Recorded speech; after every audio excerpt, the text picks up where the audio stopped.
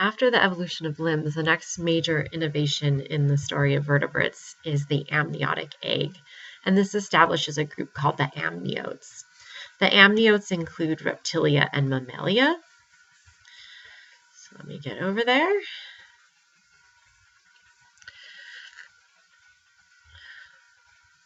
Oops, my pen's not working well here. I don't know what's going on, so let me just skip that. I'll just circle them with my mouse here. So Reptilia and Mammalia belong to the group Amniotes.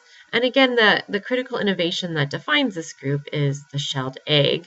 And so you would reasonably be asking yourself right now, but wait a second, mammals don't lay eggs. Why would they be considered amniotes? And remember that these groups are about ancestry. So if we consider this ancestor here, that's a shared ancestor between the amniotes for the amniotes. And so even though, and that ancestor had a shelled egg, so even though mammals no longer have that shelled egg, they do share that ancestor, and so that's why they belong to this group. The really important thing about the amniotic egg and why it's so important in the story of evolution is that it truly breaks the tie to water for the vertebrates. So when we looked at amphibians, we saw how, okay, in some ways they were well adapted to land, but in other ways they were not adapted to land. And one of the ways that they were least well adapted to land is in reproduction. And so the amniotic egg was going to allow reproduction on land. And so you see that members of the amniotic group can really go into any environment on Earth now because they will be able to reproduce without water. So the amniotic egg, again, is so important because it's going to hold in water, right? So it's going to create this little moist environment for the embryos to develop in. But on the other hand, it's going to let through oxygen and carbon dioxide. So that's how this embryo is going to form inside of there. Birds have a hard and calcium-containing shell, and you're probably familiar with a chicken egg or a duck egg or something like that. Reptiles like snakes, for example, are going to have soft and leathery eggs, but those still hold in moisture. And then when we look at mammals, remember, they're not going to lay eggs anymore for the most part, right? Because there's a couple of exceptions that we'll talk about. But most mammals no longer lay eggs. Instead, their embryo is embedded into the uterine wall and protected inside of the mother, but it still accomplishes the same thing, right? Which is that the development of the young is not tied to water. So this is a couple of the parts of the amniotic egg. We won't take a look at all of them, but just to highlight some really important functions within the egg. First of all, we have the amnion, and that's this lining that the embryo is actually forming in. So there's the embryo inside of that amnion. And then here's the yolk sac. And so the yolk sac is tied into that and is actually providing the food to the embryo. And then the allantois, notice, is also tied to the embryo. So out of the embryo is going to come the waste. So yolk sac is going into the embryo giving food, and waste is coming out and being stored in the allantois. And then the chorion is also a lining here. And it's going to be providing the gas exchange. So this is how O2 and CO2 are getting into the embryo, is by crossing this membrane. And then here on the outside is the shell. Another thing you may be familiar with is albumin, which is the egg white, which is this sort of buffer area inside of the shell. So besides the amniotic egg, we see other important innovations arise in the amniotes. Desiccation-resistant skin. So the skin does not dry out, okay? And that can be like reptiles. So this is reptile skin here. Their skin is desiccation-resistant. But mammals also have desiccation-resistant skin, just in a different way, not with scales.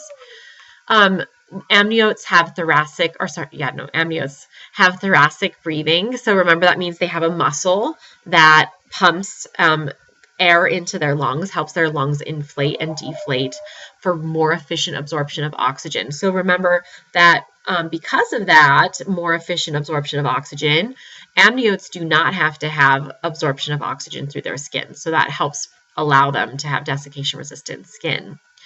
Another way that they're less reliant on external water is water-conserving kidneys. So the kidneys concentrate waste, so they keep water, as much water as they can in the body, and only use as little as possible as needed to eliminate waste. And then the fourth one here, internal fertilization. So the male and female will physically get together and transfer sperm to the female's genital tract to reach the egg. Therefore, they're not reliant on water to move sperm to egg. And we see a snake's mating here. So one major group of amniotes is the reptiles, or Reptilia.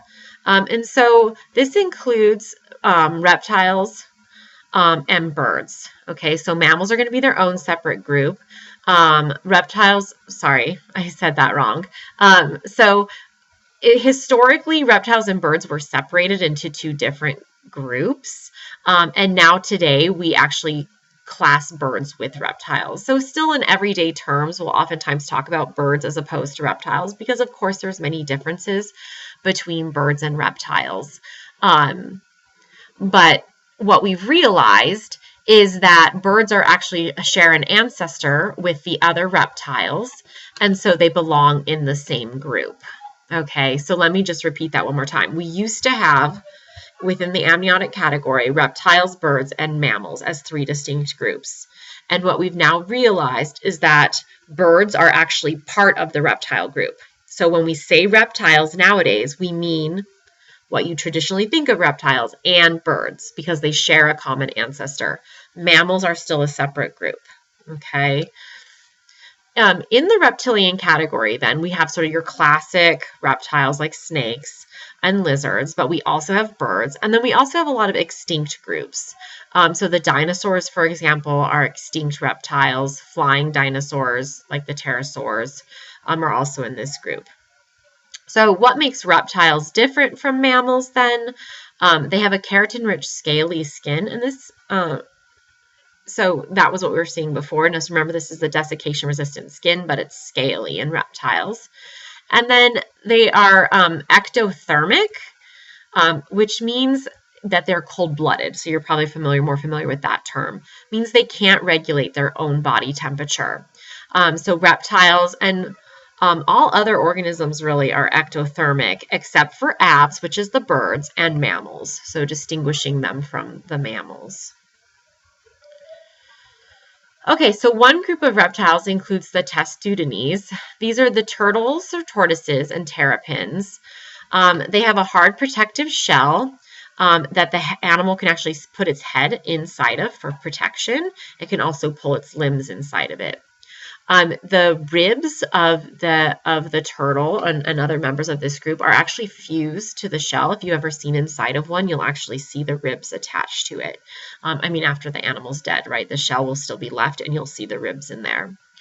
They don't have teeth, but they do have a sharp beak, so they can tear at stuff. And I've heard their bites can be quite nasty if you get bit by one.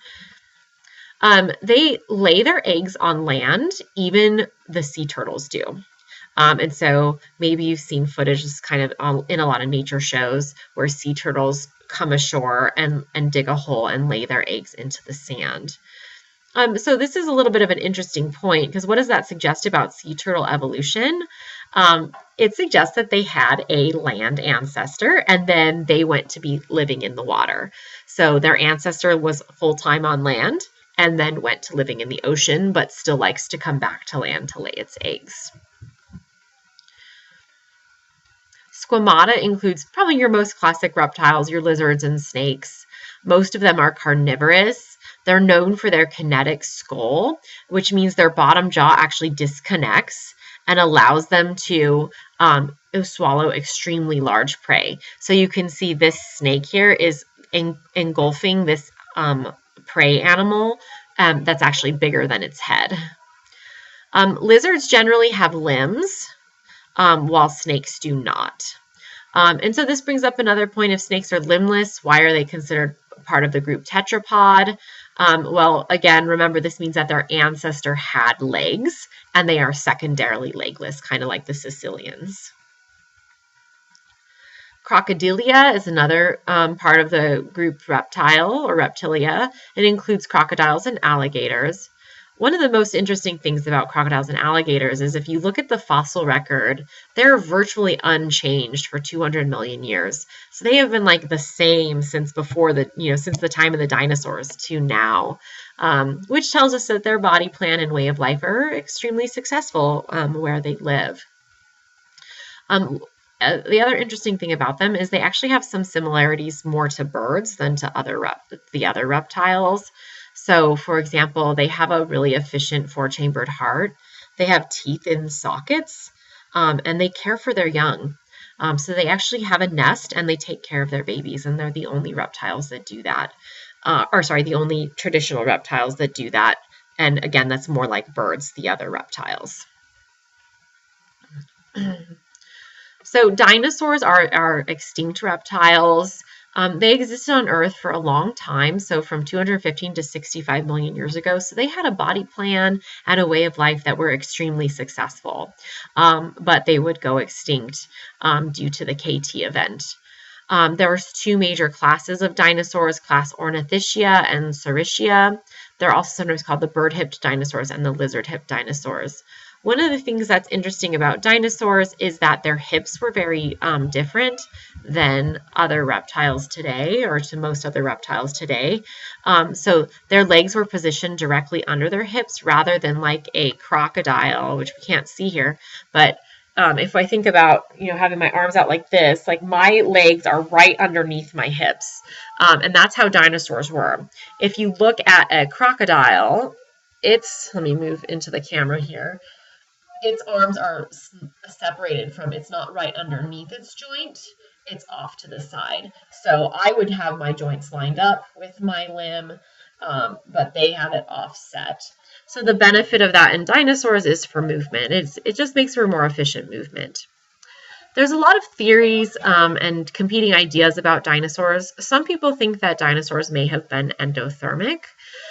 Which again, this would have been quite interesting and significant in evolution because birds and mammals are endothermic, but other vertebrates are all ectothermic. So we believe today that the dinosaurs, the only living dinosaurs, are the only living relatives of dinosaurs, are birds. So birds had a dinosaur ancestor. This is another way of thinking of it. And so where have we come to that conclusion, or how have we come to that conclusion? Well, this is supported by a lot of fossil evidence at this point. And so we see multiple transitional organisms that display traits of both birds and your more traditional reptile. So in this example here, we see feathers on the wings and tail, but if you look at their other traits, they're more reptilian in that there's a long bony tail, there's claws on the wings, and they have teeth inside of their beak, and they do not have an expanded breastbone. The same thing is true for this one, but it's a different fossil that they found. There's the feathered wings and tails, but retaining most of these reptilian features. And then this one is sort of more further along towards the bird transition. And so its body is completely feathered. It lacks a bony tail, and it does not have teeth in its beak. So very much like modern birds in that sense. But it was flightless.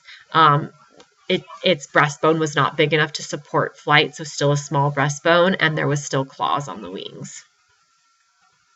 So if the ancestors here were not flying, what were the wings and feathers for? It's a reasonable question, right? Why have those if you're not flying? We think that this may have enabled gliding. So maybe they weren't flying, but they were like leaping and gliding through the air. It may have helped keep them warm. So this is where being endothermic is really important, because you only need to stay warm if you're endothermic. That's a really important thing for endothermy.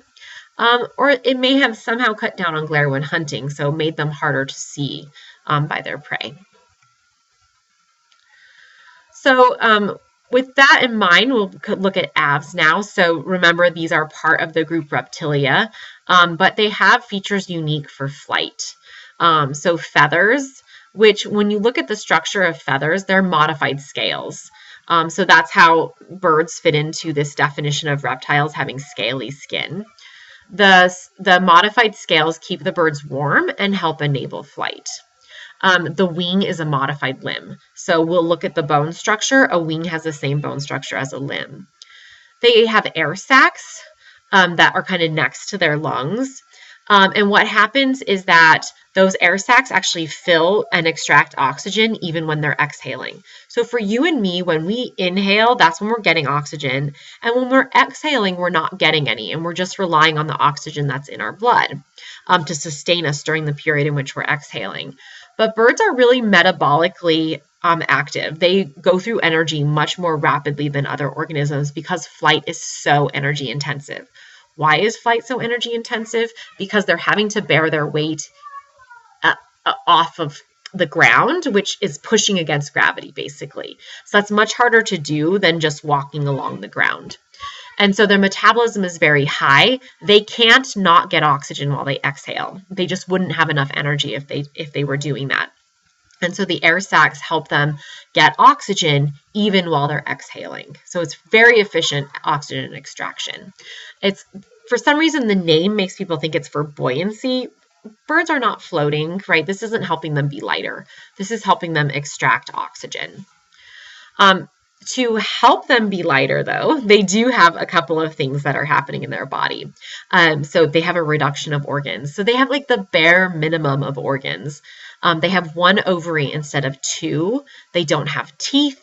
They have no urinary bladder. And so all of this is reducing their body weight to make it easier to fly, to make it less energy intensive to fly, right? Just like a plane, like they limit your luggage because they can't have the plane be too heavy. And then lightweight skeleton, their bones, if you look inside of their bones, are very thin and hollow and honeycombed. So they have the minimum amount of mineral in that bone to be strong, but still lightweight. And so we'll see that a picture of that in a second. And then if you look at their chest, at their sternum, which is the bone across here, this is a very, very big bone in their body. And the reason why it has to be so big is because it has to have large muscles attached to it.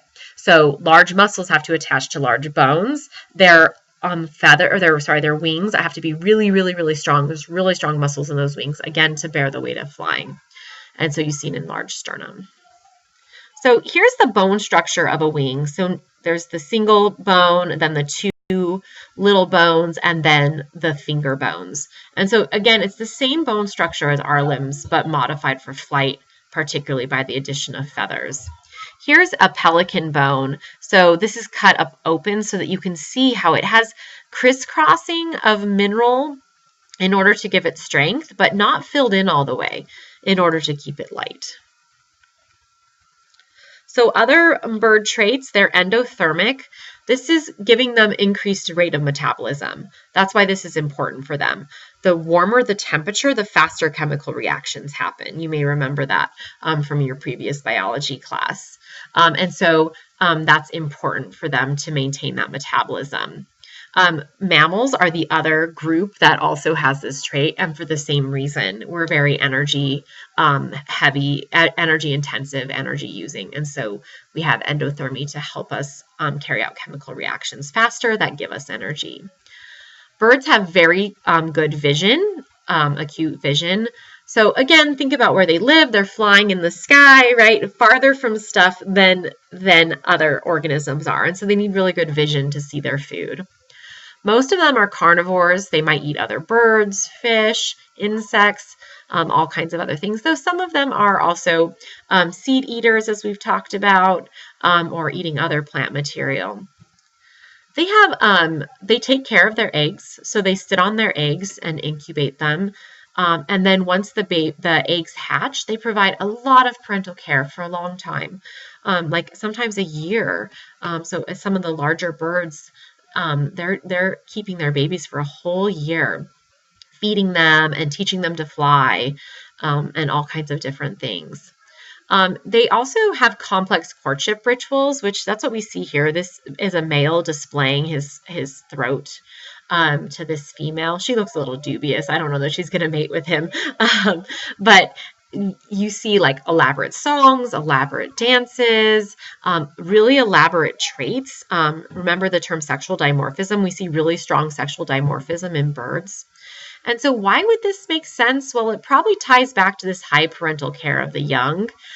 Females are going to be extremely picky about the males, because not only are they hoping for, good genetics, hoping in the way that animals hope for good mates, right? They don't actually do that. But not only is choosing a mate a reflection of the fitness of their genes and the traits your offspring might have, but it's also a reflection of how good of a helper they're going to be, because the female's really going to be relying on that male to help her take care of the young. So that may be why birds are so picky about their mates and have such elaborate courtship rituals. Birds come in all kinds of shapes and sizes and unique variations. This is just a sampling of that. We see a lot of beak variation, and this is a great illustration of adaptation to particular food sources. And we've talked about this example before when we talked about Darwin's finches and the classic example of evolution, and this is even just more dramatic. So we have birds that can crack big nuts for eating. We have birds that can scoop fish out of the water. We have birds that can tear at flesh. We have birds that can probe into little holes for little bugs. We have birds that eat nectar and so stick their beaks down into little flowers.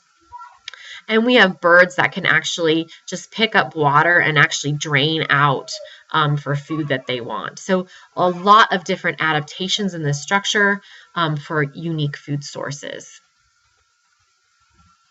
So I'll end on this note. Maybe you're familiar with the old joke, which came first, the chicken or the egg? And so evolution pretty clearly answers this question, and I'll let you just think about that.